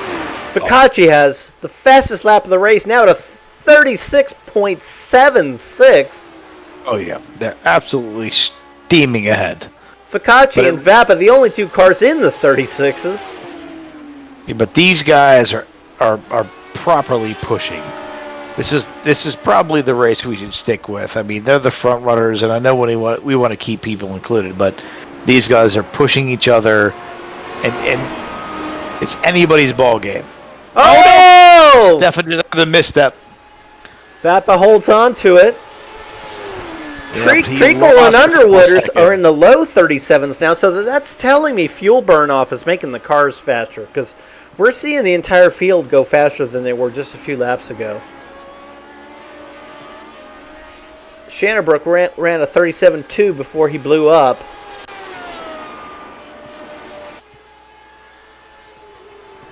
I want to believe that Stefan can catch him. If I was a betting man, which I'm not, I think I'd put my money on Focacci right now. He's got over a second gap going into turn one. All I said was I want to believe. I didn't say I was a betting man. But I want to believe because Stefan is a hunter. He's a villain. That guy will chase people down. I want to believe that Stefan's going to get after it. Carlos Bonds is hunting Jim Graziano for 7th. And he is right on top of him going into turn one. Let's see, is he going to make a move? Makes the move into one. Backs out of it. Graziano maintains the spot. He's got the draft now, though. He's going inside. Wow. Oh! No, he's to the grass! Bonds takes to the grass! Oh, no! Oh, my God! Graziano gives him lots of racing room. Yeah, he did. Oh, wow. I think Bonds has it. He's got the right line, and he's got it. He's in there. That was full-on gentleman's agreement. Like, all right. That was full Darren Treacle style send it is what that was. That was amazing. That was amazing. Let's see what Graziano does in response. I wish we could, like, wire into their headsets and be like, Graziano, what are you talking about? Get after it.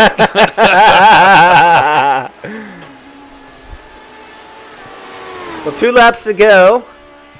Oh, no! Kachi was wide. Focacci's built the lead to 1.3 seconds now. Yeah, but he went so wide on turn one.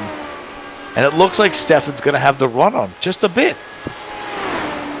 Yeah, not enough, though. Not enough. I don't know. I think that he may figure out a fast way around that corner because he's pulled an even bigger gap on Vappa now.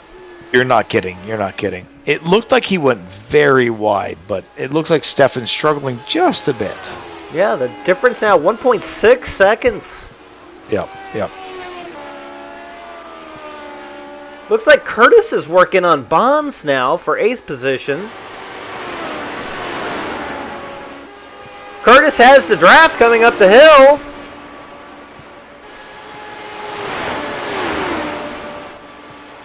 Curtis working on Graziano.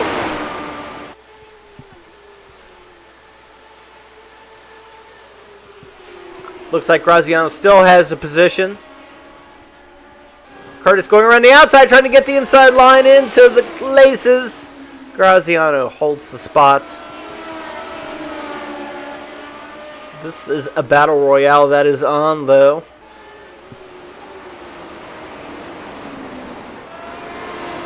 Bonds, Graziano, and Curtis all very close together. Battle for 7th.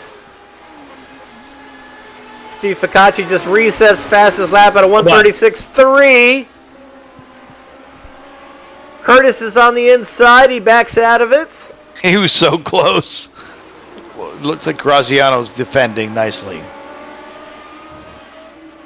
Up front, Focacci is now 2.29 seconds past Vappa. We'll stay with the battle for 7th here. Yep. Oh my God. And that is Checkers. Oh! The battle to the line, and Graziano maintains the position. Oh, an exciting finish. What an exciting... And a little sport to end the race.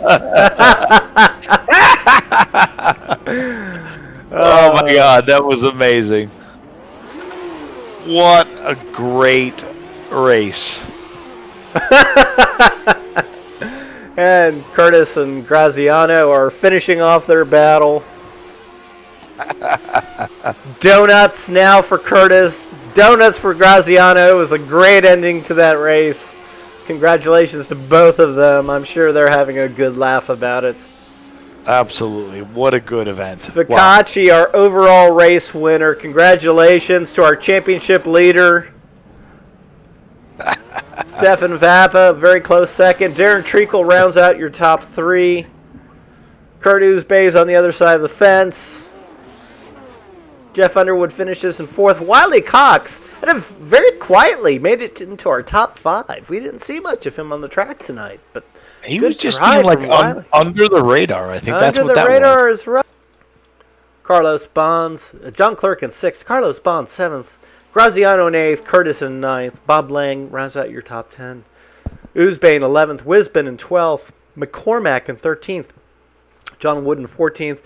Reed Shannabrook, one of the really fast guys, falls back to 15th. And Mike Kelly, who's been one of our fastest guys, in 16th place. It just goes to show anything can happen. You just don't know.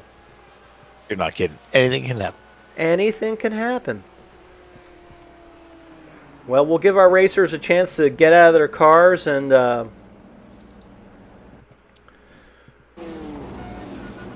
hope for some interviews here.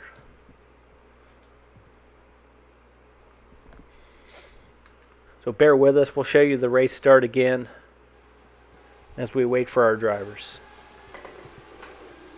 That was so much fun. Ficacci, Vappa, and Underwood all with really strong starts. I do want to go back. Let's take a look and see what happened to John Wood at the start of the race. Go on board. Whoa, no, it looks like John loops it at the very beginning. You know, his first race start in this car, I think he was just taken a bit by surprise.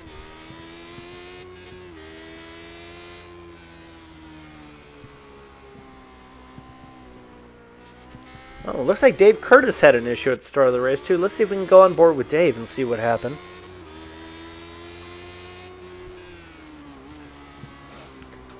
Oh, and Dave just gets tagged. I'm not sure who tagged him, but wow.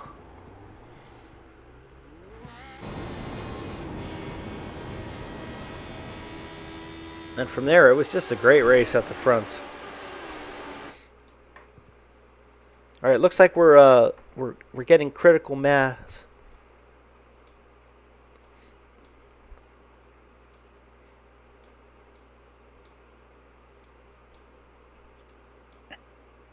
All right, gentlemen, this is Jim Karamanis and Matthew Barber in the booth. Can you hear us?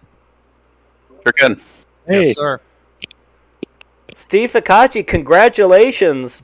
Big race win, padding your championship lead, but it was not easy. You had some really close battles tonight. How did you think the night went? Well, I guess when you win both races, it went well. I didn't win by 15 seconds like the last few races, so everybody's catching up, and that doesn't bode well for me for the rest of the season, but it'll be a good, exciting race to watch, that's for sure. Yeah, well, you got it where it counts. It really looked like Vappa might have had something for you, but you kept your car wide. You did a good job of holding him off, and it sure was very entertaining. Yeah, I think we had a pretty, not a decent gap, but I think we had a good speed advantage. So I kind of figured if we didn't fight back and forth too much, we could keep it between us. And then he made a mistake. I think that was the second race when he went wide in the second to last corner there. And that got me out front. And then after that, he never really had the pace he had earlier. I think he got a little damage somewhere in turn one, he said, but kind of made it easy for me after that. He would have needed a lot, he would have needed a perfect run to get past me down that straightaway after that, where early on, it was a lot easier for him to put the nose on me and make it a challenge into the, I don't even know what corner was at, the carousel, I guess, past the carousel. Yeah, well, we were watching your lap times all race, and I think it's more of a matter of you got faster at the end of the race, Steve. You turned your fastest lap turned the very end of the race, and both you and Stefan were going faster lap after lap, but you just really turned it on at the end of the race, and you're almost a half second faster than the rest of the field in the closing laps, and I think that was the difference. Yeah, that's what aliens do. Funny. I think there's a point where like you relax a little bit and you don't push so hard, like mid corner, and you let the car rotate and you get on the gas a little bit earlier. Maybe I was pushing a little bit too much earlier because I knew it was so close with Stefan. And then when he dropped back there a little bit, I was like, all right, I got a little gap, I can play a little bit, and it made a big difference. Yeah, it sure did. Well, Stefan, really great race from you tonight. It was exciting to watch. You had a tough first couple weeks this season, but you really turned it on tonight. What made the difference this week? I had a little bit of a gut check and got my head slightly straighter, but I mean, to be honest, it's Watkins Glen. There's no mysteries here. The previous two tracks I don't have any experience at, so it was tough coming into those, and I put a lot of pressure on myself and just psyched myself out a lot. But yeah, tonight was fun. It was Watkins Glen, and I'm really comfortable here. Steve was actually right. I got when I went off in that final sector, it crinkled the nose, and that took about 2 miles an hour off the top speed of the car, which is huge here because the cars all reach top speed midway up the straightaway, and then they're just stuck there. So for the whole middle section of the race, I was just stuck in Steve's draft. I could still drive it pretty well, through the boot, but going down the straightaway, if I pulled out, it would just drop right back again, instead of keeping kind of like on the cam and running up to him. But then, stuck in his draft for so long, I started to get messages about my oil temperature was getting too high. So I had to start shifting earlier, running some higher gears, and jumping out of the draft a few times. And then crew chief would come back on, tell me my engine was okay, and I could push again. So that was interesting. That's very interesting. So last week and this week, Reed Shannabrook blew up, and I'm wondering if that's the reason. If you're stuck behind somebody and you're in the draft a lot, then I think you can overheat the engine a little bit, because that's what I was running into. The closer I got to Steve, the more often I would get that your oil temperatures are creeping up message, and then the next lap around I would pull out on the end of the straightaway, get some clean air, and a few corners later and I would get the message that my engine was okay and I could push. So I was kind of stuck where I was with my slight body damage, and it was only slight because the car drove fine except for the top speed. So after those last 3 laps or so, I just cooled it. I figured that was it. That race was run. I should take my second place and be happy with it. Right. Well, it was a terrific run. Congratulations. It was great to see you up front again. Thank you. Darren Treacle, I'm going to guess your first laps were in qualifying as usual. Well, technically, it was about 2 to 3 to 5 minutes before the end of practice. Oh, okay. So you had the looks like the third fastest lap of maybe the fourth fastest lap of the race. No, I got that wrong. You had the third fastest lap of the race, and you got that at the very end of the race. And you moved up 9 positions. You are our hard charger of the night. Congratulations. Thank you, thank you. And you're on the podium. Alien stuff right there.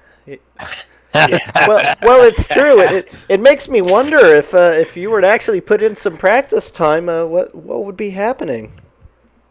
Well, yeah, I mean, that obviously would help. But I didn't have a very good qualifying race, so that put me at the back. I kind of got got ganged up on. Lyle. Yeah, exactly. It happened at Belle Isle. I ended up on my lid in the qualifying race. So that's what put me, far back at the start of the main event. On the start, I got a pretty good start, so that helped. It was fairly clean start for everyone, I believe, for the most part. You and Jeff Underwood just had a fantastic battle, and you finally managed to get him in the boot, and he hung on to you. I was not going to be surprised if we saw a pass back tonight. How was the race from your perspective? It was a lot of fun. Got off to a nice start with Stefan and Jim, and my hope was that I could stay with them and just fall in line on the first lap and make a breakaway with them, because it looked like immediately like the three of us got off to a nice jump. And I knew I didn't have the pace for them, but I figured I could at least hang on in their draft for a while. And that went okay for a couple laps, and then I guess I just was a little bit too conservative and kept slipping back a little bit. And then eventually Darren started catching up, and he and I had just a fun, seemed like kind of a strategy session, trying to figure out how to play the main passing zone and how to set some things up and defend and all that. And it was a lot of fun. And eventually I think I made a little mistake in the toe of the boot, and it gave him enough of the run, and I chose to go inside for the turn, and that let him get onside, and that's where he got the pass made, was just my one little 0.2 mistake coming out of the boot there. And then I kind of hoped that I could hang on and maybe do some passing back and forth, because we were really close on pace. But it seemed like following the car wasn't quite as good. Like, it would draft up nice, but then some of the turns I was getting a little bit of aero push that sort of, so I could hang on, but there just wasn't enough car and driver left to really get it back. Well, you were quick all night, and you've been quick all season. It's been fun to watch, and I don't have those season points in front of me, but I suspect you're probably sitting in second place right now, and you've got a good shot of going a long way for the season, so congratulations, and keep up the great work. Thanks. I've really enjoyed it so far. These cars are fun, and I've certainly enjoyed the racing with these guys up front. It's fair and clean and just fun. Win or lose, it's enjoyable. Well, great stuff. Wiley Cox, you rounded up our top 5 tonight. I see you retired the Pan Am livery. I guess you were tired of your car flying high, which you did the first couple races. You went with Eastern, and you seem to be a bit more grounded this week. Yeah. I'm real happy with how this turned out in 5th, considering my qualifying was not good. I do not have the outright pace. I stayed on the ground. I did not get into anybody, and I just stayed consistent. I had a hard time holding off Dave Curtis in the first race. He was right up behind me at the end of race 1, and then a little bit in race 2. But I figured out some things about driving the car, got a little bit more speed out of it, and was running some consistent 138s toward the end, which let me hold them off to hold on to 5th. So considering I qualified 13th, I'm pretty happy with that. Yeah, it was a great run. Congratulations. Well, Ian Wisbin, it's good to have you back in the series. I believe this is your first run this season. Probably not the end of the race you were hoping for, but lap time-wise, you were right there. You were quick tonight. Yeah, I started finding some pace there at the end. Unfortunately, I saw Kurt there on the right, and I got myself into the wall and found one of those magic places where you get stuck in the arm cone and couldn't get out. So, but hey, and I think that lap, had I ended it on pace, I'd have broken into the 136s. So I was pretty pleased with that, because I this is my first race in the Lotus. Of course, not my first time at the Glen, but yeah. So, first race, I kind of pooched myself coming into out of the laces.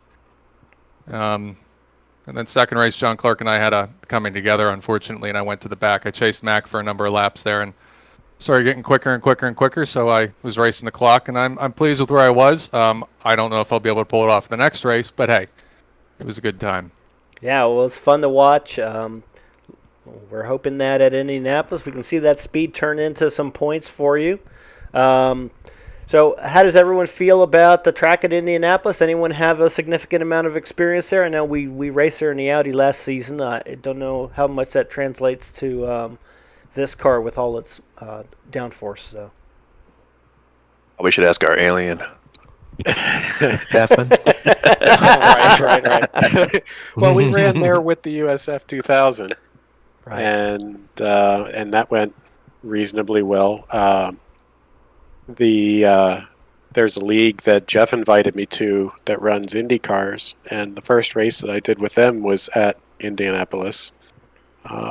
So I've maybe driven it a couple more times than some of the guys here, but it's still relatively new. But it's got that really long run, so I imagine it's going to be a lot like this Watkins Glen event, where you've got a chance to draft and make some passes into turn one.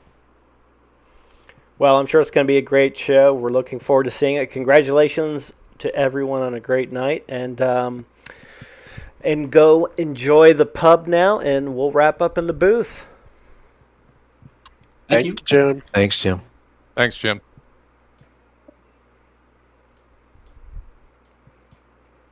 All right, again, this is Jim Karamanis from the Vintage Racer Group. We hope you've enjoyed tonight's coverage of the Virtual Racer League at Watkins Glen. We'll see you next week at Indianapolis Motor Speedway, where we will run the Grand Prix Road course there. And then we'll be followed by a 2-week break in our season as we get ready to visit Pittsburgh for the double Grand Prix, both at Pittsburgh International Raceway, and then, of course, most of our racers race in Shenley Park